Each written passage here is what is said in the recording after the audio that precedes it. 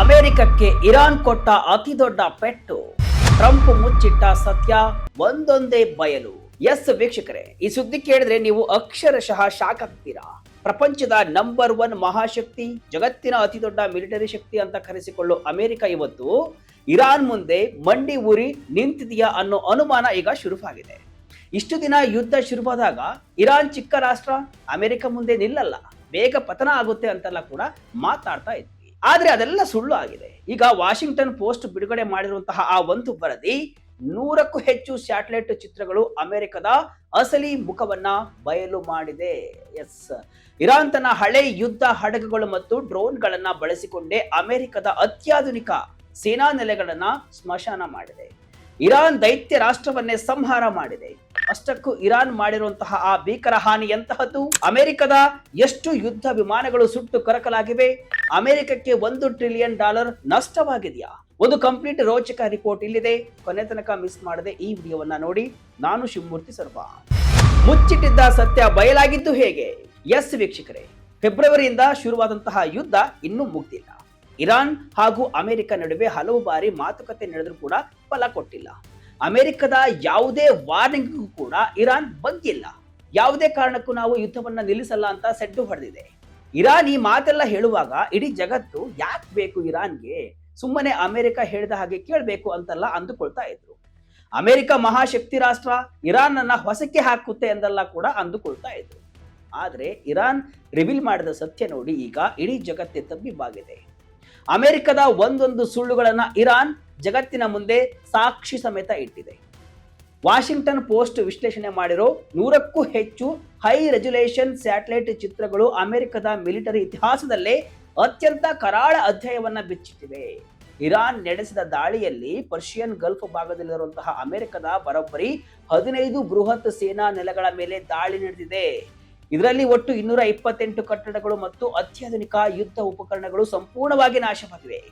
Trump ಸರ್ಕಾರ ಈ ಸತ್ಯವನ್ನ ಮುಚ್ಚಿಡೋಕೆ ವಾಂಟರ್ ಮತ್ತು ಪ್ಲಾನೆಟ್ ಎನ್ನುವಂತಹ ಸ್ಯಾಟಲೈಟ್ ಕಂಪನಿಗಳಿಗೆ ಚಿತ್ರಗಳನ್ನ ಬಿಡುಗಡೆ ಮಾಡದಂತೆ ಒತ್ತಡವನ್ನ ಹಾಕಿತ್ತು.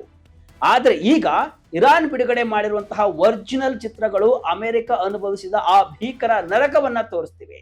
ಇದರಲ್ಲಿ ಅಮೆರಿಕದ ಹೆಮ್ಮೆಯ ಹ್ಯಾಂಗರ್ಗಳು, ಬ್ಯಾರಕ್ಗಳು, ಇಂಧನ ಡಿಪೋಗಳು ಮತ್ತು ರೆಡಾರ್ ವ್ಯವಸ್ಥೆಗಳು ಅಕ್ಷರಶಃ ನಾಶವಾಗಿವೆ.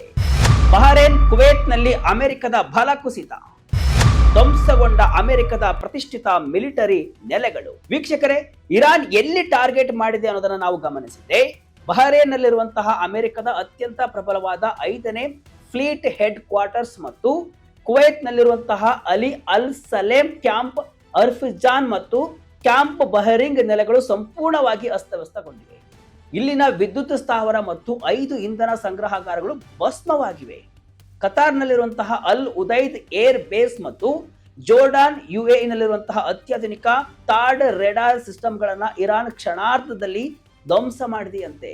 ಸೌದಿ ಅರೇಬಿಯಾದ ಪ್ರಿನ್ಸ್ ಸುಲ್ತಾನ್ ಏರ್ ಬೇಸ್ ನಲ್ಲಿ ಅಮೆರಿಕದ ಕಣ್ಣು ಅಂತಾನೆ ಕರೆಯಲಾಗೋ E-3 ಸೆಂಟ್ರಿ ಕಮಾಂಡ್ ವಿಮಾನವನ್ನ ಇರಾನ್ ಸುಟ್ಟು ಹಾಕಿದೆ. ಅಮೆರಿಕದ ಮಿಲಿಟರಿ ಶಕ್ತಿ ಈಗ ಸೊರಗಿ ಹೋಗಿದೆ. ಇದು ನಾವು ಊಹೆ ಮಾಡಿಕೊಂಡು ಹೇಳ್ತಿರುವಂತಹ ಸುದ್ದಿ ಅಲ್ಲ, ಸ್ವತಃ ಇರಾನ್ ಬಿಡುಗಡೆ ಮಾಡಿದಂತಹ ಫೋಟೋ ಸಾಕ್ಷಿಗಳು. $240 ಮಿಲಿಯನ್ ಟ್ರೈಟಾನ್ ಡ್ರೋನ್ ಧ್ವಂಸ, 40ಕ್ಕೂ ಹೆಚ್ಚು ಯುದ್ಧ ವಿಮಾನ ಡ್ರೋನ್ಗಳ ನಾಶ. ಇಷ್ಟೇ ಅಲ್ಲ, ಅಮೆರಿಕ ಕಳೆದುಕೊಂಡಿರುವಂತಹ ಯುದ್ಧ ವಿಮಾನಗಳ ಪಟ್ಟಿ ಕೇಳಿದ್ರೆ ನಿಮ್ಮ ತಲೆ ತಿರುಗುತ್ತೆ. ತಾಂತ್ರಿಕವಾಗಿ ಜಗತ್ತಿನಲ್ಲಿ ನಂಬರ್ 1 ಎನಿಸಿಕೊಳ್ಳುವಂತಹ ಅಮೆರಿಕದ ವಾಯುಪಡೆಗೆ ಇರಾನ್ ಚೇತರಿಸಿಕೊಳ್ಳಲಾಗದಂತಹ ಪೆಟ್ಟನ್ನ ಕೊಟ್ಟಿದೆ. ಸುಮಾರು 40ಕ್ಕೂ ಹೆಚ್ಚು ಡ್ರೋನ್ ಮತ್ತು ಯುದ್ಧ ವಿಮಾನಗಳನ್ನ ಅಮೆರಿಕ ಈಗ ಕಳೆದುಕೊಂಡಿದೆ. ಅಮೆರಿಕದ ಅತ್ಯಂತ ಹೈಟೆಕ್ ಆದ 24 MQ-9 ರೇಪರ್ ಡ್ರೋನ್ಗಳನ್ನ ಇರಾನ್ ಹೊಡೆದು ಹಾಕಿದೆ. ಒಂದೊಂದು ಡ್ರೋನ್ ಬೆಲೆ ಬರೋಬ್ಬರಿ $30 ಮಿಲಿಯನ್, ಅಂದ್ರೆ ತಲಾ 250 ಕೋಟಿ ರೂಪಾಯಿ ಬೆಲೆ ಬಾಳುವ 24 ಅತ್ಯಾಧುನಿಕ MQ-9 ರೀಪರ್ ಡ್ರೋನ್ಗಳು ಧ್ವಂಸವಾಗಿವೆ. ಇನ್ನು $240 ಮಿಲಿಯನ್, ಅಂದ್ರೆ ಸುಮಾರು 1600 ರಿಂದ 2000 ಕೋಟಿ ರೂಪಾಯಿ ಬೆಲೆಯ MQ-4C ಟ್ರೈಟಾನ್ ಡ್ರೋನ್ ಅನ್ನು ಕೂಡ ಇರಾನ್ ಪಡೆದು ಹಾಕಿದೆ. ಇನ್ನು ಅಮೆರಿಕದ ಪ್ರಬಲ ವಿಮಾನಗಳಾದ F-15E ಸ್ಟ್ರೈಕ್ ಈಗಲ್ ವಿಮಾನಗಳು ಮತ್ತು ಒಂದು A-10 ವಾರ್ಥೋಗ್ ವಿಮಾನವನ್ನ ಅಮೆರಿಕ ಈಗ ಕಳೆದುಕೊಂಡಿದೆ. ಎಲ್ಲಕ್ಕಿಂತ ಶಾಕಿಂಗ್ ಸುದ್ದಿ ಅಂದ್ರೆ ಪ್ರಪಂಚದ 5ನೇ ತಲೆಮಾರಿನ ಅತ್ಯಂತ ಶಕ್ತಿಶಾಲಿ ವಿಮಾನ ಅಂತ ಕರೆಯೋ F-35 ಅನ್ನು ಕೂಡ ಇರಾನ್ ಹೊಡೆದುರುಳಿಸಿದೆ ಅಂತ ಕ್ಲೈಮ್ ಮಾಡಿಕೊಂಡಿದೆ. ಇದು ನಿಜವೇ ಆದ್ರೆ ಅಮೆರಿಕದ ತಂತ್ರಜ್ಞಾನಕ್ಕೆ ಇರಾನ್ ಕೊಟ್ಟ ಅತಿ ದೊಡ್ಡ ಪೆಟ್ಟು ಇದಾಗಿದೆ. ಅಮೆರಿಕದ ಮಿಲಿಟರಿ ಬಜೆಟ್ ಏನೇ ಇದ್ರೂ ಇರಾನಿನ ನಿಖರವಾದ ಕ್ಷಿಪಣಿ ದಾಳಿಯ ಮುಂದೆ ಅವೆಲ್ಲವೂ ಕೂಡ ಈಗ ವೇಸ್ಟ್ ಆಗಿವೆ. ಇರಾನ್ ದಾಳಿಯ ನಿಖರತೆಗೆ ಅಮೆರಿಕ ದಂಗು. ಶತ್ರುಗಳ ಕಣ್ತಪ್ಪಿಸಿ ಅಮೆರಿಕದ ಬ್ಯಾರಕ್ಗಳ ಮೇಲೆ ದಾಳಿ. ಇರಾನ್ ಬಳಿ ಹಳೆಯ ಶಸ್ತ್ರಾಸ್ತ್ರಗಳಿವೆ ಅಂತ ಲೇವಡಿ ಮಾಡ್ತಿದ್ದವರಿಗೆ ಈ ಸ್ಯಾಟಲೈಟ್ ಚಿತ್ರಗಳು ಉತ್ತರವನ್ನ ಕೊಟ್ಟಿವೆ.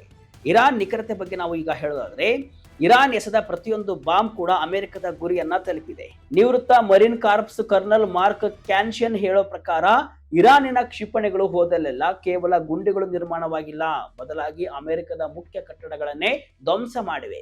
ಸ್ಯಾಟಲೈಟ್ ಚಿತ್ರಗಳಲ್ಲಿ ಅಮೆರಿಕದ ಸೈನಿಕರು ಇರೋ ಬ್ಯಾರಕ್ಗಳು, ಜಿಮ್ಗಳು ಮತ್ತು ಊಟದ ಹಾಲುಗಳು ಕೂಡ ನಾಶವಾಗಿರೋದು ಈಗ ಕಂಡು ಬಂದಿದೆ. ಅಮೆರಿಕದ ಅಧಿಕಾರಿಗಳು ಹೇಳೋ ಪ್ರಕಾರ ಈ ಸಂಘರ್ಷ ಶುರುವಾದಾಗಿನಿಂದ ಕನಿಷ್ಠ 7 ಅಮೆರಿಕನ್ ಸೈನಿಕರು ಸಾವನ್ನಪ್ಪಿದ್ದಾರೆ ಮತ್ತು 400ಕ್ಕೂ ಹೆಚ್ಚು ಸೈನಿಕರು ಗಂಭೀರವಾಗಿ ಗಾಯಗೊಂಡಿದ್ದಾರೆ.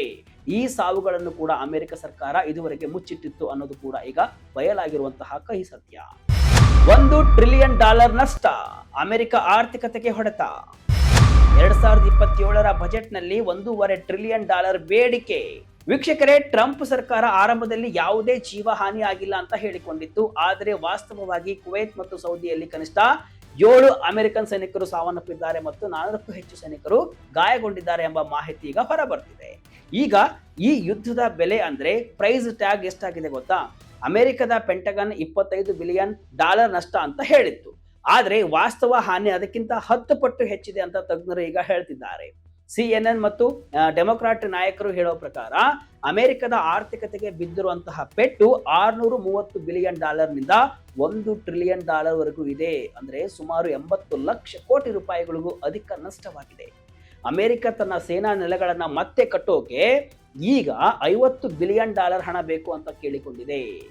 ಪೆಂಟಗನ್ ಈಗ 2027ರ ಬಜೆಟ್ನಲ್ಲಿ $1.5 ಟ್ರಿಲಿಯನ್ ಹಣವನ್ನ ಕೇಳಿದೆ. ಅಂದ್ರೆ ಕಳೆದ ವರ್ಷಕ್ಕಿಂತ -42% ಹೆಚ್ಚು. ಅಮೆರಿಕದ ಟ್ಯಾಕ್ಸ್ ಕಟ್ಟೋ ಸಾಮಾನ್ಯ ಜನರ ಹಣವನ್ನ ಇರಾನ್ ಯುದ್ಧದ ಹೆಸರಲ್ಲಿ ಟ್ರಂಪ್ ಸರ್ಕಾರ ಪೋಲು ಮಾಡಿದೆ ಅನ್ನೋ ಆಕ್ರೋಶ ಕೂಡ ಈಗ ಅಮೆರಿಕದಲ್ಲಿ ಕೇಳಿ ಬರ್ತಿದೆ. ಟ್ರಂಪ್ ಸರ್ಕಾರದ ತಂತ್ರಗಾರಿಕೆ ಫೇಲ್ ಆಯ್ತಾ? ಇರಾನಿನ ಶಹೀದ್ ಡ್ರೋನ್ಗಳ ಮುಂದೆ ಅಮೆರಿಕ ಮಂಕು. ಅಮೆರಿಕದ ತಂತ್ರಜ್ಞಾನ ಇಷ್ಟೊಂದು ಅಧ್ವಾನವಾಗಿದ್ದು ಯಾಕೆ ಅನ್ನೋದನ್ನ ವಿಶ್ಲೇಷಕರು ಈಗ ಚರ್ಚೆ ಮಾಡ್ತಿದ್ದಾರೆ. ಇರಾನಿನ ಅಗ್ಗದ ಶಹೀದ್ ಡ್ರೋನ್ಗಳನ್ನ ಹೊಡೆಯೋಕೆ ಅಮೆರಿಕ ಲಕ್ಷಾಂತರ ಡಾಲರ್ ಬೆಲೆಯ ಪೆಟ್ರಿಯಾಟ್ ಕ್ಷಿಪಣಿಗಳನ್ನ ಬಳಸಿಲ್ಲ, ಅಥವಾ ಬಳಸಿದ್ರೂ ಕೂಡ ಅವು ವರ್ಕೌಟ್ ಆಗಿಲ್ಲ. ಇರಾನ್ ಮಾಡಿರೋ ಪ್ಲಾನ್ ಎಷ್ಟು ಪರ್ಫೆಕ್ಟ್ ಆಗಿತ್ತು ಅಂದ್ರೆ, ಅಮೆರಿಕದ ಕಮ್ಯುನಿಕೇಶನ್ ಮತ್ತು ರೇಡಾರ್ ವ್ಯವಸ್ಥೆಯನ್ನೇ ಮೊದಲು ಕಟ್ ಮಾಡಲಾಗಿತ್ತು. ಇದರಿಂದ ಏನಾಗಿತ್ತು ಅಂದ್ರೆ, ಅಮೆರಿಕದ ಸೈನಿಕರು ಕತ್ತಲಲ್ಲಿ ತಡಕಾಡುವಂತಾಯಿತು. ಇರಾನ್ ಅಮೆರಿಕದ ನಿರ್ಬಂಧಗಳ ನಡುವೆಯೂ ಕೂಡ ತನ್ನ ಕ್ಷಿಪಣಿ ತಂತ್ರಜ್ಞಾನವನ್ನ ಹೇಗೆ ಬಲಪಡಿಸಿಕೊಂಡಿದೆ ಅನ್ನೋದು ಈಗ ಜಗತ್ತಿಗೆ ಅರ್ಥವಾಗ್ತಾ ಇದೆ. ಒಟ್ನಲ್ಲಿ ಅಮೆರಿಕ ಮತ್ತು ಇರಾನ್ ನಡುವಿನ ಈ ಯುದ್ಧದಲ್ಲಿ ಯಾರಿಗೆ ಗೆಲುವಾಯಿತು ಅನ್ನೋದು ಈಗ ಸ್ಯಾಟಲೈಟ್ ಚಿತ್ರಗಳಿಂದ ಸ್ಪಷ್ಟವಾಗಿದೆ. ಅಮೆರಿಕದ ಶಕ್ತಿ ಕ್ಷೀಣಿಸ್ತಾ ಇದೆ ಮತ್ತು ಇರಾನ್ ನಂತಹ ಸಣ್ಣ ರಾಷ್ಟ್ರಗಳು ಕೂಡ ಮಹಾಶಕ್ತಿಗಳಿಗೆ ನಡುಕ ಹುಟ್ಟಿಸಬಲ್ಲವು ಅನ್ನೋದನ್ನ ಈ ಘಟನೆ ಸಾಬೀತುಪಡಿಸಿದೆ. ಟ್ರಂಪ್ ಅವರು ಮುಚ್ಚಿಟ್ಟಿದಂತಹ ಸತ್ಯಗಳು ಇವತ್ತು ಅಮೆರಿಕದ ಜನರಿಗೆ ಮತ್ತು ಇಡೀ ಜಗತ್ತಿಗೆ ಶಾಕ್ ಅನ್ನ ನೀಡುತ್ತಿವೆ.